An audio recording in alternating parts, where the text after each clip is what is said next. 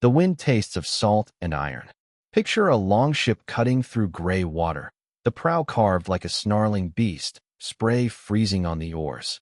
Now freeze the moment just before the ship kisses shore, because that's where the argument begins. On the beach, shields rise like a sudden wall of circles. Someone steps forward with hair braided tight against the cold, male shirt clinking, axe hanging casual in one hand. In most modern retellings, she's either a fantasy in a horned helmet, or she's the secret truth every documentary promises to reveal. But if you're watching this, you've probably felt that itch. What if the real story is stranger than both? Here's the stake. If Viking women warriors truly fought, even rarely, it changes how we read a whole world. Law, family power, migration, and the stories Vikings told about themselves. And if they didn't, then why did later writers and modern audiences keep summoning them like ghosts on command? Look at a map of Scandinavia and the North Sea. Those cold waters weren't just a backdrop. They were a highway, and highways attract people willing to bend rules. Somewhere in that bending, between survival and status, women could find openings and could also be erased. In this video, we'll chase the women the sagas call Shieldmaidens, the figures painted as Valkyries, and the bodies archaeologists pull from graves with swords at their hips. We'll separate PR from proof, legend from evidence, and we'll do it without ruining the romance, because the romance is part of the crime scene. Hold that beach image a second longer. Notice the little details a still painting loves, the stitched leather on a boot, the wet sand sticking to a hem, the way fear makes even brave people swallow hard. Ask yourself, if you were there, would you be able to tell the difference between a myth and a person? In a moment, we'll step inland, into the smoky halls where the truth was negotiated, one oath at a time. And notice this. History often hides in the margins of a single step. To understand whether Viking women could fight, we have to start where Vikings actually lived, not on ships, but on farms. Picture a winter landscape, dark pines, snow-crusted like sugar, a longhouse breathing smoke from its roof vents. Inside, the air is warm and sharp with wool, peat, and animal fat. This is not a romantic set. This is a machine for staying alive. In that machine, women weren't background. They ran keys, literal iron keys on belts that signaled control of storage rooms, food, textiles, and the household's economy. In a still photo of a Viking-age woman's grave, look for the keyring. It's quiet power, the kind you don't swing in battle, but you feel it every day. And yet power has its own anxiety. If your husband is raiding, if your sons are away, if winter is long and neighbors are hungry, someone must decide who eats first, who gets sheltered, who gets turned away. That decision can start a feud faster than any sword. A woman managing a farm might be thinking, if I keep this household standing, I keep my family's name alive. That's motive, not ideology. Now zoom out to law. The Viking world was obsessed with reputation, honor, compensation, revenge. Disputes were staged at assemblies called things, like political theater with knives, just offstage. Picture the open-air meeting, cloaks snapping in wind, men leaning on spears, a speaker's voice carrying over muddy ground. Women could appear in these legal arenas, sometimes as plaintiffs, sometimes as heirs, sometimes as the person who pushed a reluctant man into action because inaction looked weak. So where does a woman warrior fit? Here's the uncomfortable truth. In a society that expects violence as a tool, learning to use it is not exotic. It's practical. A spear on the wall isn't a gendered ornament, it's insurance. But, and this matters, practical doesn't mean common. Most women fought the way most men fought, by not fighting, by making survival possible. The question is whether a small number crossed the line when the stakes demanded it. Keep your eyes on those keys and that spear. In the next chapter, we'll meet the stories that turned that line into a legend. Now, let's walk into a different room, the room where Vikings became Vikings in our imagination. Picture a firelit hall, benches lined with people who've worked all day and want a story that makes the cold feel worth it. The storyteller lifts a cup, grins, and begins. A shield maiden rides with men, refuses marriage, chooses the sword, and embarrasses every smug warrior who thought courage was hereditary. These are the saga women, Lagertha, Herveyr, Brynhild, names that sound like sparks. In the paintings, They look carved from certainty. But inside the story, you can hear the tension. A shield maiden is often caught between hunger for autonomy and the price of it. If I live like a man, do I lose the right to be loved like a woman? That inner conflict is why the character works. It's not just about fighting. It's about who gets to decide your life. Pattern interrupt. Look at a depiction of a Valkyrie. Winged helmet, spear, a calm face selecting the slaying. Valkyries are not female soldiers. They are supernatural recruiters for the afterlife, the most dramatic HR department in human history. Their job is to turn death into meaning, which is exactly what warrior societies crave. Here's our first legend versus evidence checkpoint. The sagas were written down mostly centuries after the Viking Age, often by Christian authors in Iceland who were preserving older material but also polishing it, reshaping it, sometimes scolding it. That means the saga Shieldmaiden is not a courtroom witness. She's closer to a character in a prestige drama, inspired by life, edited for impact. So do the sagas prove women fought? Not directly, but they prove something else. The idea of a fighting woman was imaginable, narratable, and emotionally useful. You don't invent a figure like that unless she helps you argue about real pressures, inheritance, marriage, vengeance, status. Now hold a still image of a rune stone. Names carved in stone were meant to outlive memory. If women truly took up weapons, the clearest trace might not be a saga at all. It might be a name, a title, a grave, a stubborn fact that refuses to behave like a story. And that's where we go next, out of the hall, into the ground. Because the earth doesn't care about plot, but it does keep receipts. Picture an excavation trench, damp soil peeled back in careful squares, trowels whispering, the smell of earth like wet iron. This is the least cinematic part of history, until a human outline appears. Bones. Objects. A life reduced to what someone chose to bury. For a long time, archaeologists made a quiet assumption. Weapons in a grave meant the person was a man. Not because they were villains, but because they were children of their own expectations.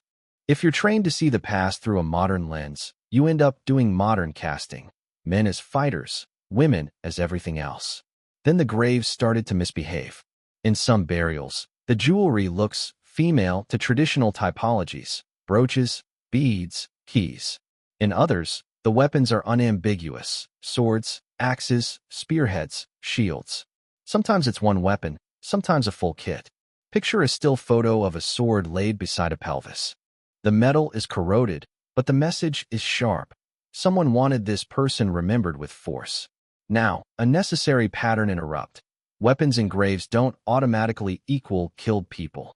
They can signal status, identity, family propaganda, or a role the dead never performed. A teenager can be buried with a spear because his family wanted him to look like a warrior. A woman can be buried with a sword because her kin wanted her story told a certain way. Graves are biographies written by survivors. So why does this debate get so heated? Motive. Modern motive. Scholars worry about wishful thinking, about turning every unusual burial into a headline. Audiences worry about gatekeeping, about the old reflex to say impossible. Both sides carry an inner fear. One fears being fooled, the other fears being erased. Here's what we can actually prove, carefully. Viking Age Scandinavia was not allergic to women holding power, traveling, owning property, or instigating violence. And the material record shows a small number of burials that mix signals in ways that force us to ask hard questions. Look at a map of Viking trade routes, from Norway down to the Baltic and out toward the rivers of the east. These weren't isolated villages, they were networks. Networks spread ideas and opportunities.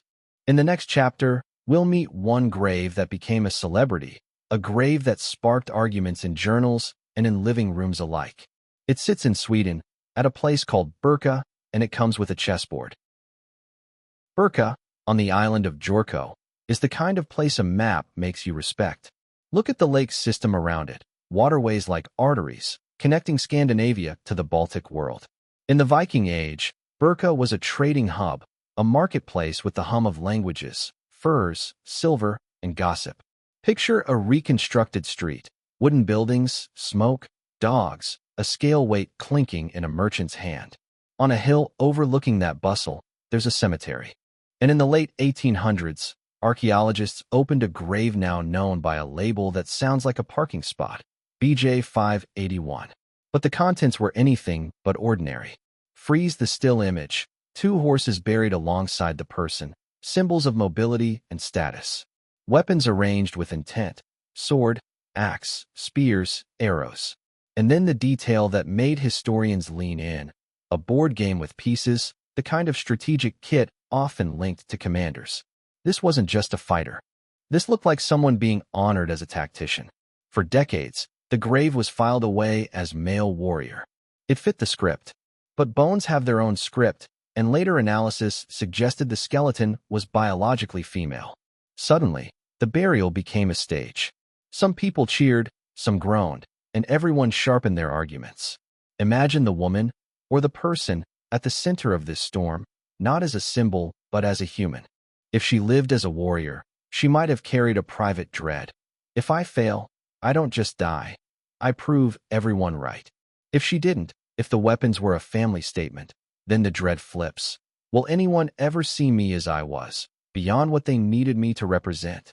Pattern interrupt. Look closely at the grave layout drawing. Archaeology is choreography. Objects don't fall into neat positions by accident. Someone arranged them. An arrangement is a sentence. Now, legend versus evidence doesn't end here. It begins. A single grave can't rewrite a whole society, but it can shatter lazy certainty. BJ 581 forces a question we can't unask. Were there women who trained, traveled, and fought as part of Viking military life?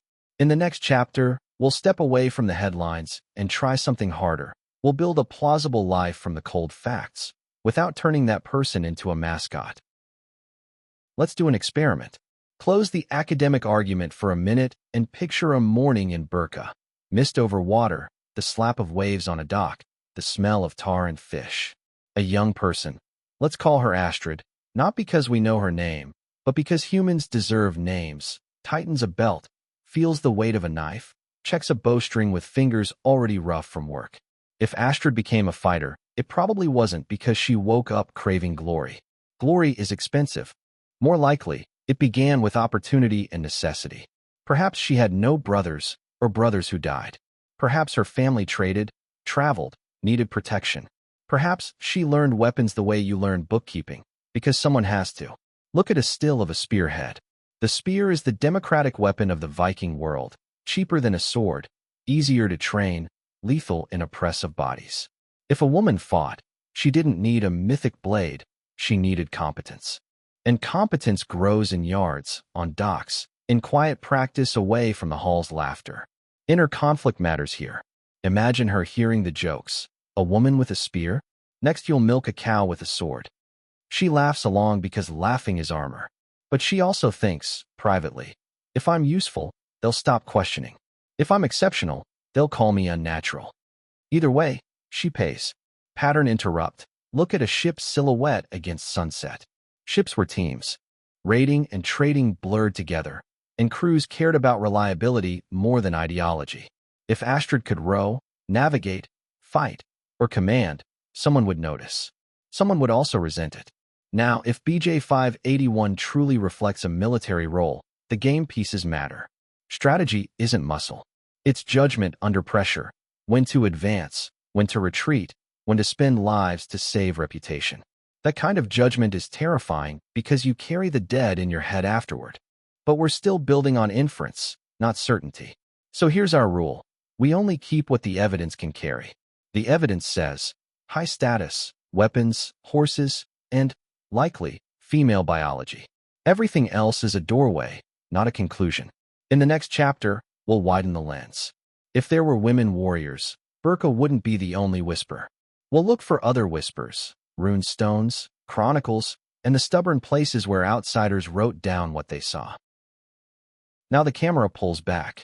Picture a map with thin red lines, routes from Sweden into the Baltic, then down the river systems toward Kiev and the Black Sea. Vikings, often called Russ in the East, didn't just raid. They plugged themselves into existing worlds. And when you enter someone else's world, they write about you with fresh eyes and, sometimes, prejudice. Foreign chronicles occasionally mention women in the chaos of raids or defenses, but they rarely pause to give us biographies. Outsiders didn't care about our modern debate. They cared about the smoke on their horizon. That's frustrating, but it's also telling. When a writer does mention women among fighters, it tends to be because it surprised them. Pattern interrupt.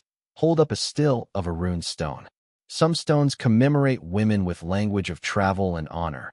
She went, she owned, she commanded. The wording varies, and it's dangerous to squeeze it into a single meaning. But the stones remind us that women's lives could be public enough to carve into granite. That alone makes the idea of women in extreme roles less absurd. Here's legend versus evidence, moment number 2. Medieval sources love extremes. A woman warrior could be recorded as a marvel, a warning, or a punchline, and later retellings amplify that. So when you hear a story that says, Viking armies were packed with women, your skepticism wakes up. The evidence does not support an equal gender battlefield. What it supports is possibility, rare, contextual, but real enough to be remembered.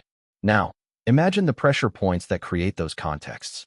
A family short on heirs, a settlement under threat, a leader who needs loyal fighters more than he needs social purity, a woman who wants to escape an unwanted marriage and sees the sword as the only passport that works. Look at a still image of an oval brooch. It's domestic, yes, but it's also portable identity. Many Viking women traveled. Travel is where norms loosen. Travel is where you become the person who can handle this, not the person you were told to be. So we're building a pattern. Women with power, women who travel, a few hints of women who fight, and a cultural imagination saturated with Valkyries and Shieldmaidens. The pieces fit, but they don't lock yet. In the next chapter, we'll talk about the kind of warfare Vikings did. Because if you picture a Hollywood battle line, you'll miss the places where women could realistically be present and deadly.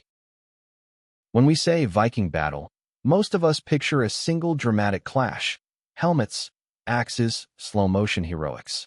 But Viking violence was often messier and more opportunistic. Picture a coastal monastery at dawn, fog, gulls, a bell that suddenly stops ringing. Raids were fast. They were about surprise, intimidation, and taking portable wealth. In that kind of chaos, the line between combatant and non-combatant blurs in a way modern categories don't like. If you're defending your home, you grab whatever is closest, knife, spear, boiling water, and you become part of the fight whether anyone approves or not. Pattern interrupt. Look at a map of a fjord or a river mouth. Geography is strategy. A narrow landing spot means the first people off the ship carry huge responsibility. If a crew included 1 or 2 women trained to fight, that's where they'd matter, in the first seconds, when courage is contagious. Now, for organized warfare, things like pitched battles, Viking groups relied heavily on the shield wall. Picture a still image of overlapping round shields, painted, battered, beautiful. This is not fencing. It's pressure. It's breathing in sync while someone tries to split your skull. Could women stand there? Biologically, some could. Socially, fewer would. And that's the point. The barrier wasn't physics. It was expectation, and expectation is a weapon. A woman choosing the shield wall would wrestle with a private calculation. If I step in, I'm judged twice. First for my skill, then for my nerve. That's a heavy load to carry into a pile of bodies. But there are other roles that sit near violence. Scouting, archery, guarding ships, commanding small groups, negotiating with threats in the background. Look at a still of arrowheads laid out like teeth. Archery can be taught, practiced, and used without joining the tightest press. It's also the kind of skill a traveling household might cultivate for defense. So here's the honest middle ground. Most Viking women were not warriors. But the Viking world created scenarios where a minority could become fighters, especially in travel, in frontier settlements, and in moments when a household's survival overruled custom. In the next chapter, we'll push into those frontier spaces where Vikings settled, married, traded, and fought far from home. Because far from home, identities get negotiable. Now we leave Scandinavia behind. Picture a coastline in northern England. Low light, wet grass, Roman ruins half swallowed by moss. Vikings didn't just hit and run, they settled. They married. They argued about land boundaries like everyone else. And in settlements, women's roles could expand, not because society became enlightened, but because the frontier is a labor shortage with a sword. Look at a still of a simple wooden spindle whirl. Textile work was wealth. Sails were textiles. Rope was textile. Clothing was textile. A household that controls cloth controls ships, and ships control everything. A woman managing production isn't support, she's infrastructure. So why talk about warriors here? Because infrastructure attracts predators. On the edges, new towns, mixed communities, uncertain law, violence spikes. And when violence spikes, people improvise. A woman who can shoot, guard, or ride can become the difference between a raid that succeeds and a raid that turns into a funeral. Pattern interrupt. Look at a map of the North Atlantic. Iceland, Greenland, the stepping stones of cold water. Icelandic sagas preserve memories of feuds where women are not silent. They push men into lawsuits, into revenge, into doing something, because shame is unbearable. Imagine the inner monologue of a woman watching her family hesitate. If they won't protect our name, I'll force their hand. It's not gentle, but it's human. In the East, the routes down the rivers created multi-ethnic crews and new loyalties. Picture a market scene. Slavic traders, Scandinavian mercenaries, Byzantine coins. In mixed spaces, the old village rules become negotiable. If a woman proves useful, good with accounts, good with languages, good with weapons, she can earn a place that would have been unthinkable back home. But let's keep our feet on the ground. Evidence for women routinely fighting abroad is thin. What we see clearly is women traveling, holding property, and shaping decisions that lead to violence. The warrior image may be rare, but the force of women in Viking expansion is not. Look at an old map, then look again at the blank spaces. Those blank spaces were filled by people with stubbornness and fear in equal measure. In the next chapter, we hit a turning point that changes everything. Christianity arrives, and with it a new moral camera. Suddenly, some stories become sins, and some women become impossible. Picture a wooden church rising where a pagan grove once stood. The smell changes first, incense replacing smoke, Latin prayers replacing old poems. Conversion in the Viking world wasn't a single before and after. It was negotiation, often political, sometimes sincere, sometimes opportunistic. But it changed what could be said out loud. Look at a still of a carved cross beside a runic inscription. That overlap is the story. Old identity, new branding. And branding matters because history is written by whoever gets to declare what is respectable. For women warriors, this shift is crucial. A pre-Christian warrior culture could celebrate a woman who breaks norms if she does it with courage and luck. A Christian moral framework, especially as it hardened in later centuries, often preferred clearer categories. Men fight. Women nurture. Violence is either sanctified or condemned. A fighting woman becomes less interesting and more troubling. Now imagine a saga writer centuries later, quill scratching, deciding which stories to preserve. Inner conflict. My ancestors admired this woman, but my audience might see her as scandal. So the writer edits. He turns a warrior into a symbol, or a cautionary tale, or a romantic tragedy. The Shieldmaiden survives, but her edges are sanded into narrative shapes. Pattern interrupt. Zoom in on a manuscript page. It's quiet, but it's powerful. Ink is slower than a sword, yet it outlasts it. This is why we must be careful with absence. When later texts don't mention women fighting, that may mean it was rare. It may also mean it was inconvenient. Silence is not proof. It's a clue with many suspects. And there's another twist. Christianization also created new kinds of female authority. Abbesses, patronesses, landowners tied to church networks. Women didn't lose power, it moved. Some forms became acceptable. Others became whisper only. Look at a still image of a burial cross laid on a chest. Now imagine, beneath that calm symbol, a life that once carried a blade. Would the family display that blade, or would they hide it to fit the new order? In the next chapter, we'll talk about the women who appear in the sagas after conversion. Women who don't always swing weapons, but who weaponize something else, reputation. And reputation, in a Viking world, can kill just as surely. Let's go back into the hall, but now the hall has changed.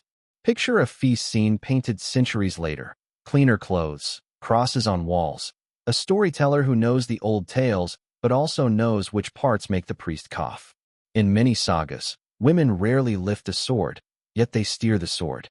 They shame men into action, broker marriages like treaties, and remember every debt the way a banker remembers interest. Look at a still image of a woman in a high seat with a cup. That cup is not hospitality, it's a microphone. Who gets served first is politics. Who gets served last is an insult with consequences. This is where motive becomes razor sharp. A saga woman might be thinking, if I can't fight with steel, I'll fight with words. And words, in a society obsessed with honor, are explosives. A well-placed insult can set off a blood feud that runs for generations. The irony is delicious. The culture that boasts about masculinity is often controlled by the people who understand its insecurities best. Pattern interrupt, mini recap. So far, we have a cultural imagination full of Valkyries, a material record with some weapon-rich graves, and a literary tradition that both preserves and edits women's power. None of that is a clean yes or no. It's a messy sometimes, and it depends. Now, a still image of a necklace bead, glass, imported, shimmering. Trade brought luxuries, and luxuries brought competition. If a woman's family wealth depended on trade routes, she might quietly encourage violence to secure them. That's not villainy. It's survival under capitalism, Viking edition. But here's the catch. Saga women who fight, true Shieldmaidens, often end up corrected by the narrative. They marry. They die. They become tragic. It's as if the story itself is nervous about leaving a woman too free for too long. That nervousness tells us something about real social pressure. So when someone asks, were Viking women warriors real? Part of the answer is, the idea was real enough to haunt the culture. And haunted ideas usually have roots. In the next chapter, we bring in modern forensic science, the kind that doesn't care about romance. DNA, bone structure, isotopes. The question is, will the lab confirm the legend or complicate it even more? Pattern interrupt, swap the firelight for fluorescent light. Picture a modern lab, gloves snapping, tiny vials, a bone sample treated like a priceless artifact because, in a way, it is. This is where the past gets interrogated by chemistry. With BJ581, researchers used genetic testing that indicated the individual had XX chromosomes, biologically female. That doesn't automatically prove warrior, but it does remove the old default assumption. It tells us the body in that weapon-rich grave was not male, and that matters because it forces our interpretations to level up. Now here's legend versus evidence, moment number 3. The legend says, this proves Viking armies had female generals. The evidence says, this person was likely female and was buried with high-status martial equipment. Between those sentences is a canyon filled with questions. Was the equipment symbolic? Was she a commander? Was she honored for leadership, or was she honored for the family's desired image? Look at a still of the board game pieces again. Think about the hand that moved them. Strategy games are rehearsals for control. If she lived in a world where men expected to command, then every act of command would carry a private fear. If I'm right, they'll say it was luck. If I'm wrong, they'll say it was my nature. Science can add other clues. Isotopes in teeth can hint at where someone grew up. Where patterns on bones can hint at repetitive activity. Trauma can hint at violence survived. But the past is stingy. It gives hints, not confessions. And yet, even hints can redraw the map. Because BJ581 is not alone. Other graves, other finds, other anomalies suggest that the Viking world's gender boundaries were more negotiable than the tidy diagrams in old textbooks. Pattern interrupt, look at a museum display case. Notice how labels change over time. One decade it reads warrior. Another decade it reads possible warrior. Another decade it reads high-status individual. The object didn't change. We did. So where does that leave us? In a more honest place. Not myth or truth, but myth tangled with truth. Real women could fight. Some were buried like fighters. And the culture's stories kept the possibility alive because it served real social needs. In the next chapter, we'll step back into the physical reality of fighting, what it costs. Because even if only a few women became warriors, those few paid a price we rarely talk about. Let's make it unromantic for a minute.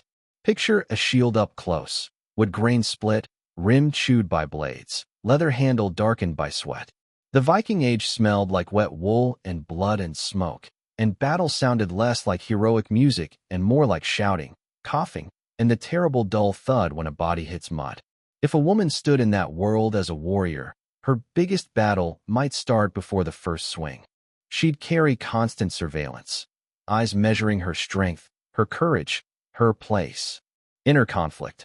I must be twice as calm, twice as ruthless, because any crack will be treated as proof. That is exhausting, and exhaustion kills. Pattern interrupt, mini contrast.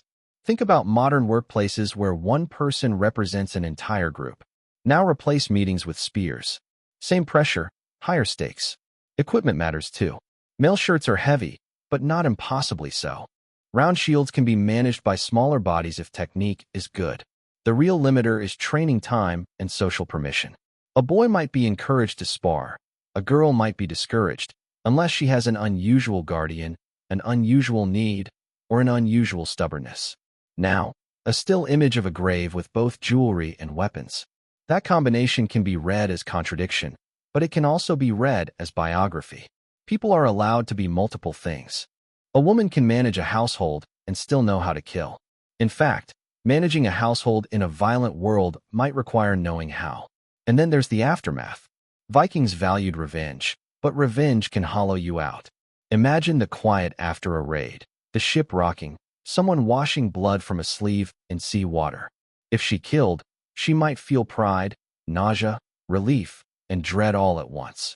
The sagas love clean emotions. Real people don't. Pattern interrupt, look at a winter shoreline again. The sea is beautiful, and it doesn't care what happened. That indifference is part of the psychological landscape. So when we ask, who were Viking women warriors, we should also ask, what did it cost them to be seen that way? Status can protect you, but it can also trap you. Once you've become the warrior, you may not be allowed to become anything else.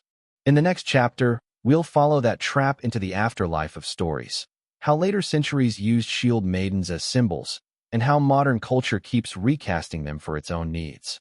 The real question is, what are we trying to win by finding them? By the time the Viking Age was safely in the past, shield maidens became convenient. Picture a 19th century romantic painting, dramatic sky, perfect braids, a woman framed like a national emblem. Europe was busy inventing modern nations, and Vikings were irresistible raw material. A woman warrior could be used as proof of ancient freedom or as a warning about barbaric chaos, depending on what the speaker needed that week. Pattern interrupt, look at a timeline.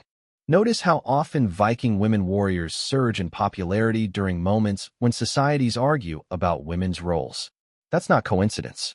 The past becomes a mirror when the present feels unstable. Modern media, from novels to TV, loves the shield maiden because she solves a narrative problem. She lets us enjoy violence while feeling progressive about it. And sometimes that's honest, and sometimes it's just good PR. The irony is that Vikings themselves were masters of reputation management. A raid is violent. A saga makes it meaningful. A woman warrior is unsettling. A story turns her into destiny. Now imagine the real woman again, Astrid, or whoever she truly was. Watching her image get used centuries later. Inner conflict. Am I finally seen? Or am I being borrowed? That question is painfully modern. Look at a still image of museum mannequins dressed as Viking women. Often they're shown with beads, keys, and calm faces. Then, in a separate room, men get the weapons. Our displays still carry old assumptions, even when we think we've outgrown them. The fight over Viking women warriors isn't just about the 900s. It's about our discomfort with complexity now. So what do we do with the legend? We don't throw it away. Legends are data about fears, desires, and the boundaries a culture is testing. The Shield Maiden legend tells us the Viking world imagined women who could step into violence, and our world is still negotiating whether that possibility feels inspiring or threatening. In the final chapter, we'll answer the question directly: who Viking women warriors were, as best as the sources allow. And we'll end where we began, on a cold shore, with a choice that feels personal. So, who were Viking women warriors? First, some were never flesh at all. Valkyries belong to the poetry of war. Supernatural figures who make death feel selected, not random. They are the Viking mind trying to control the uncontrollable. Picture a still of a Valkyrie hovering above a battlefield, serene in the smoke. That's theology wearing armor. Second, some were story people, Shieldmaidens shaped in sagas, characters built to argue about independence, desire, and the cost of breaking norms. They're not fake. They're cultural truth, what a society could imagine, what it feared, what it secretly admired. And third, this is the quiet, stubborn part. Some were real women who likely trained with weapons, traveled with crews, defended homes, perhaps fought in raids, and in a few cases were honored in death with the equipment and symbolism of warriors. The evidence doesn't give us an army of them. It gives us exceptions. But exceptions matter. They reveal the edges of the rule, and edges are where change begins. Look at a map one last time. Scandinavia, the British Isles, the rivers running toward the Black Sea. Now overlay human motives on that map. Hunger, inheritance, revenge, love, ambition. In that storm of motives, a woman can become a fighter the way anyone becomes one. Because the world narrows until there's only one door left, and it has a weapon hanging beside it. Picture that beach from Chapter 1 again. The shields lift. The wind bites. Someone steps forward, not as a symbol, but as a person with cold hands and a steady breath. Her inner thought isn't a slogan. It's simpler. If I hesitate, we lose. And here's the final hook, the one that lingers after the video ends. When we search for Viking women warriors, are we trying to recover their lives? Or are we looking for permission to be complicated ourselves? In the next still image you see, a grave, a runed stone, a painted face. Notice what you want it to mean. That desire is part of the history, too.